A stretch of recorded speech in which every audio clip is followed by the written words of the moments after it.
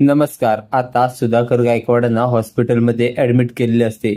आता त्यांचं ऑपरेशन करायला डॉक्टर सांगतात. त्यावेळी सगळेच म्हणतात करा, लवकरात लवकर काय ते ऑपरेशन करा आणि त्यांना सुरक्षित ठेवा. त्यावेळी रवी विचारतो, पण डॉक्टर साहेब नेमकं ह्या ऑपरेशनला खर्च काय येईल?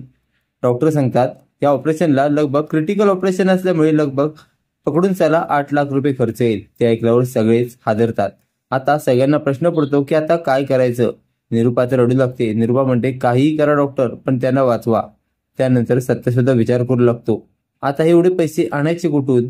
पंकज तर पुरता हादरलेला असतो, ज्याला नोकरी नाही असा हा पंकज, तो काय करणार? आता सत्या आणि मीरा थोडा विचार करतात आणि सत्या आणि मीरा आता बाहेर पडतात.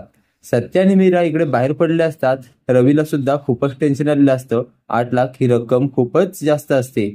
त्यामुळे रवी हा त्याच्या मैत्रिणीला कॉल करतो आणि तिला म्हणतो, अगं तुझ्या लक्षात येते का?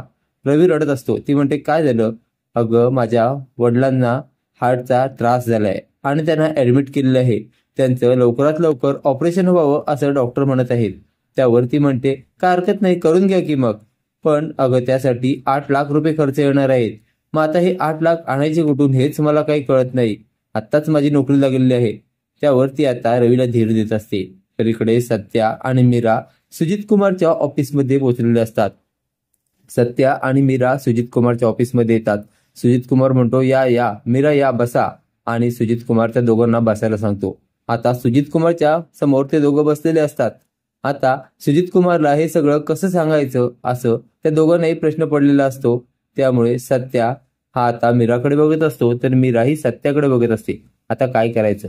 त्यानंतर सत्या म्हणतो, हे सुजित कुमार, आमच्या घरावर जे तू कर्ज दिलेस ना, त्याच्यावर आणखी 8 लाख रुपयाचं कर्ज पाहिजे, मिळेल का? त्यावर सुजित कुमार म्हणतो, काय 8 लाख रुपयाचं? तर तुम्हाला एक काम करावं लागेल. तुम्हाला असं म्हणावं लागेल, सुजित कुमार म्हणजे खूपच ग्रेट माणूस आहे आणि सुजित कुमारच खरा देव माणूस आहे. सुजित कुमारच खरा देव आहे आणि सुजित कुमारच खरा चांगला माणूस आहे, असं सगळं तुम्हाला म्हणावं लागेल. आता सत्या आणि मीरा पक्के अडकलेले असतात. ते आता विचार करू लागतात, काय करायचं. सत्या आणि मीरा आता सुजित कुमारचं म्हणणं मान्य करतील की सुजित कुमारचे दात घशात घालून त्याच्याकडनं 8 लाख रुपये घेऊन येतील. ते पाहणे कमालीचे ठरणार आहे. असेच मालिकेचे नवनवीन अपडेट पाहण्यासाठी व्हिडिओला लाईक आणि चॅनलला सबस्क्राईब करायला विसरू नका. थँक्यू.